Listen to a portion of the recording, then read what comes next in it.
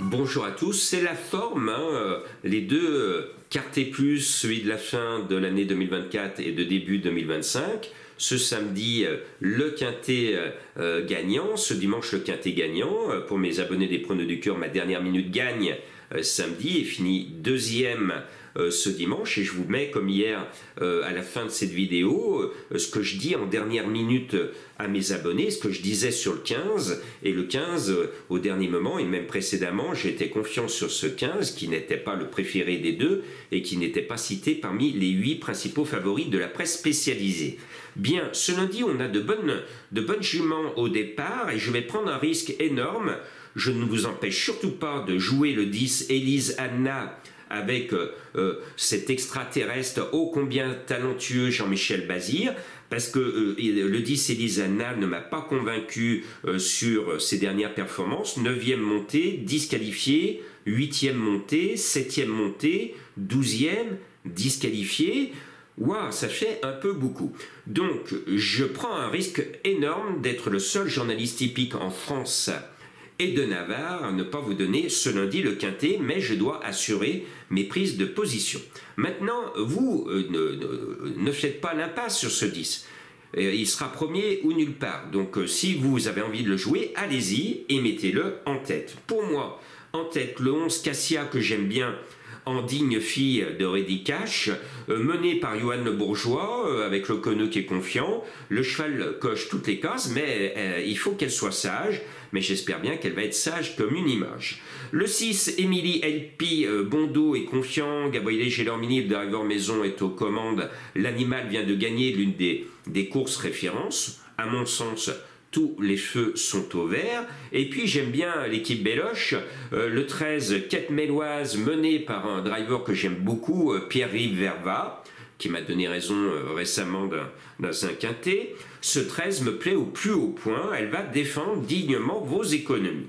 Et puis le 12, Capucha Mip, qui bizarrement est annoncé à 20 contre 1, cette Garato, entraîneur quand même classique, mené par Mathieu Abrivard, l'une des meilleures mains de Vincennes, eh bien, ce 12 ne mérite pas d'être un peu délaissé par certains de mes confrères.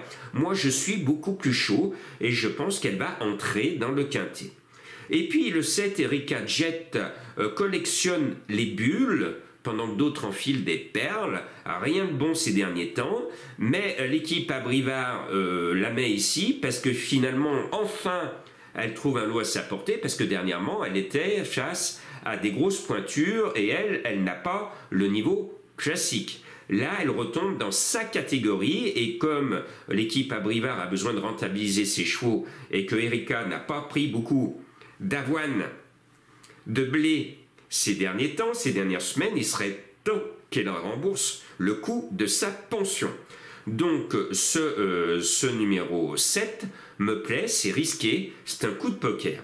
Et puis le 15 trouve son engagement de l'hiver qui va la renardier, avec le Sulky d'Or 2024 à Éric Raffin, un homme de grand talent et de grande réussite, donc obligé de le mettre.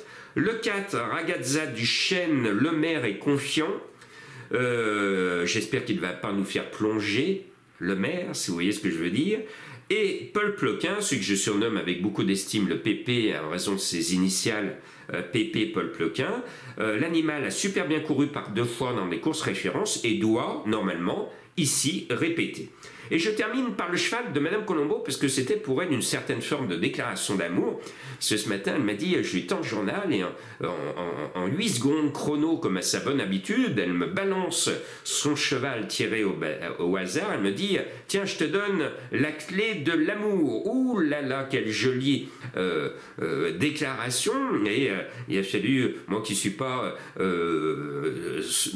très à l'aise avec la langue de Shakespeare, j'ai pu deviner que le 5 Key of Love était sa fameuse clé de l'amour. Donc on va ouvrir la serrure grâce à cette clé, annoncée par mes confrères de la presse spécialisée à 30 contre 1. Eh bien, cette clé de l'amour peut nous emmener au 7e ciel, si vous me permettez l'expression, parce qu'elle peut nous faire gagner des sous. C'est d'ailleurs le rôle de cette méthode de hasard le plus complet, de confier à quelqu'un qui ne suit pas les courses et qui n'y connaît rien, de me donner pratiquement tout le temps, sauf en obstacle, un cheval comme ça, tiré du chapeau, et vous êtes bien placé, vous êtes fidèle à ma chaîne, vous êtes bien placé pour savoir que cette méthode est souvent payante et souvent à belle cote. Très bien. Bon, maintenant, j'ai 2 petits chevaux mystères à vous donner pour plancher ce lundi. Le premier, il faut vous rendre à Paris, au 57 de la rue de Varennes. Mes amis parisiens, prenez le temps d'aller au 57 rue de Varennes à Paris et vous allez découvrir le nom de mon cheval mystère. Le deuxième, eh ben là, il faut jouer les explorateurs et dès que vous aurez vu dans la nature, dans la forêt ou dans les plaines américaines un cratère, eh bien vous aurez découvert le nom de mon deuxième cheval mystère. Merci à vous pour vos nombreux vœux, que cette année 2025 vous porte chance, bonheur, santé et vous amène tout ce dont vous avez besoin. Maintenant, je vous donne l'écho de ma dernière minute du jour. Mes dernières minutes pour les pronos du corps sont en grande forme. Bonjour à tous et bon dimanche. Je vous propose en dernière minute un cheval que je sens bien, c'est Indy Rock, le 15. Reden l'estime, il dit d'ailleurs que c'est un bon cheval. Et Reden, qui est un viking, ne déplace pas des chevaux de ses bases, avec le coût financier que cela représente, pour rien. Si Indy Rock fait partie du voyage de ses snipers pour venir à Vincennes, c'est que Reden sait très bien qu'il va prendre de l'argent avec lui. Cette course est un objectif pour Reden.